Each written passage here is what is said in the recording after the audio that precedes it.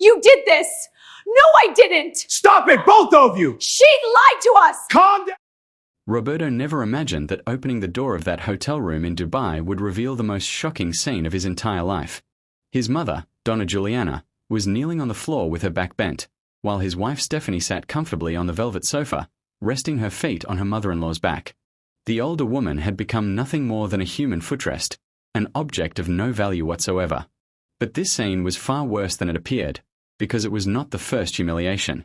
In the days before, Stephanie had forced Donna Juliana to organize her designer clothes, carry her shopping bags under the scorching sun, bring iced water in the middle of the night, and even massage her feet after long days of walking. Before we continue this story, don't forget to subscribe to the channel and write your name and city in the comments.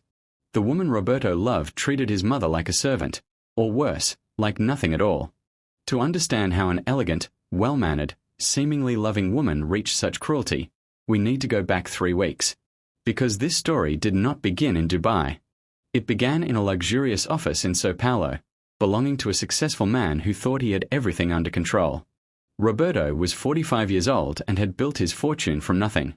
He started selling car parts at his father's scrapyard when he was 17. He worked tirelessly for nearly 3 decades. Now he owned an import-export company that brought in millions each month, an office overlooking Avenida Paulista, imported cars in the garage, a 3-level penthouse in one of São Paulo's most expensive neighborhoods. Yet despite all the success, Roberto carried a pain that no amount of money could heal: loneliness. His mother, Donna Juliana, was 73 years old, a widow for 5 years since her husband died of a heart attack. She lived alone in the comfortable apartment Roberto had bought for her, in a good neighborhood, but empty. Empty of company, empty of laughter, empty of life. Roberto visited when he could, but business consumed almost all his time. Each time he left, he saw that look in his mother's eyes, a look that said everything without a single word. She never complained, never demanded anything, but Roberto knew. He knew she felt lonely, and another burden weighed on his conscience. A burden that had a name and a surname: Stephanie. Stephanie was 32 years old. Blonde, tall, with a sculpted figure and a smile that disarmed anyone. Roberto met her at a business event 3 years earlier. She represented a marketing company, wearing a tight red dress, high heels, flawless makeup. When she approached to discuss a potential partnership, Roberto felt something he hadn't felt in many years. Butterflies in his stomach, that foolish excitement. He, a man who closed million-dollar deals without blinking, began to stammer in front of this woman. The romance developed quickly and passionately. 3 months later she was living with him. 6 months later they married in a small but elegant ceremony. Roberto was on cloud 9. Finally he had someone to share life with, someone to come home for, someone who made him feel young again. But from the very beginning there was one detail that bothered him. Stephanie and Donna Juliana never truly got along. It was something subtle, nothing overt. Stephanie never rude in front of Roberto, always polite, always smiling, but there was a coldness, a distance. Donna Juliana felt it. A mother senses these things. She understood her daughter-in-law didn't love her, merely tolerated her presence out of obligation.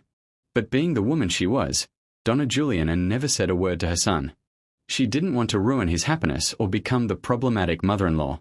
Roberto noticed the distance but always found excuses in his mind. It's normal. They need time to get closer. They're very different, but they'll get used to each other. Stephanie is just more reserved. He wanted to believe that one day everything would change, that one day they would become friends, that one day his home would be filled with the laughter of the 2 most important women in his life. That's when the idea came to him, an idea that, in his mind, was perfect, even brilliant. He was in the middle of complicated negotiations to close multi-million-dollar contracts in Brazil. Weeks of intense meetings, document signings, discussions with lawyers and investors awaited him. He would be tied to São Paulo with barely time to breathe. And then he thought, why not give an incredible gift to the 2 most important women in his life? Why not send Stephanie and his mother to Dubai, put them in a 5-star hotel, provide every possible comfort while he stayed in Brazil handling business? 15 days of luxury, shopping, excursions, spas, restaurants. Everything paid for, everything first class. In his head, this would bring them closer. They would spend time together away from routine, away from stress. They would talk, truly get to know each other, and return as friends. At the same time, he would give his mother experiences she would never have had otherwise. Dubai, the city of gold, the city of dreams. Roberto called Stephanie to discuss the idea. She was sitting in the living room, glued to her phone, perfect manicure, flawless hairstyle, as always. When he explained the plan, he expected resistance, expected her to grimace. But to his surprise, Stephanie smiled that beautiful smile that had conquered him years before. "Darling, what a wonderful idea. Of course I'll go. And taking Donna Juliana along, that's so sweet of you. You're an amazing son." Roberto felt his chest fill with pride. Maybe he had misjudged her. Maybe Stephanie really did want to get closer to her mother-in-law. Maybe this trip would be the beginning of a true relationship between them. "You really think so? You won't be bored spending all that time with her? We'll have a great time. It's a chance to really get to know the mother of the man I love." "I'm completely thrilled." Roberto hugged her with relief. Finally, everything was falling into place. The next day, he went to his mother to share the news. Donna Juliana opened the door with that tired smile she always wore, grey hair in a simple bun, comfortable clothes, house slippers.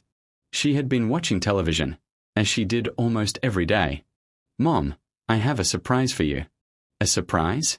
Oh, you scared me, son. Come in, come in. Want some coffee?" "No need, Mom. Sit down. I have something to tell you." Donna Juliana sat on the sofa, curious. Roberto took her hands. "I'll have to stay here in Brazil to close some very important contracts. There will be intense weeks ahead. But I want to give a gift to you and Stephanie. 15 days in Dubai, 5-star hotel, everything paid for. You'll see Dubai, Mom. It will be incredible." Donna Juliana's eyes immediately filled with tears. She pressed her hand to her chest. "Dubai? My God, son, I've never left Brazil in my entire life. It's true, Mom. You deserve it. You deserve to see the world. And it will be good for you and Stephanie too. You'll become closer. You'll be able to enjoy each other without hurry, without rush."